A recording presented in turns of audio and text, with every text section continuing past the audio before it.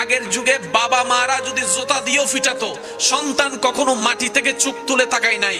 আর এখন একটা থেকে দুইটা কথা হলেই সন্তান রাগ করে খাবার বন্ধ করে দিচ্ছে, ঘর থেকে বের হয়ে যাচ্ছে, আবার অতিমাত্রায় আবেগী হয়ে অনেকে সুসাইড পর্যন্ত করে ফেলতেছে। শ্রদ্ধার সাথে মা বাবাদেরকে বলবো, সন্তান অপরাধ করলে, ভুল করলে অবশ্যই আপনি শাসন করবেন, কিন্তু শাসনের ধরনটা যেন সুন্দরভাবে হয়, তার আত্মসম্মানে যেন আঘাত না লাগে।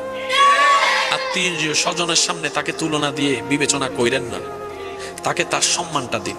আপনার সন্তান যতই খারাপ হোক আপনি বিচার করবেন, এমন কোন কথা বলবেন না, এমন কোন রাস্তা করবেন না যেন বাহিরের মানুষ এসে আপনার সন্তানকে ইনসাল্ট করে, আপনার সন্তানকে আন্ডার এস্টিমেট করে।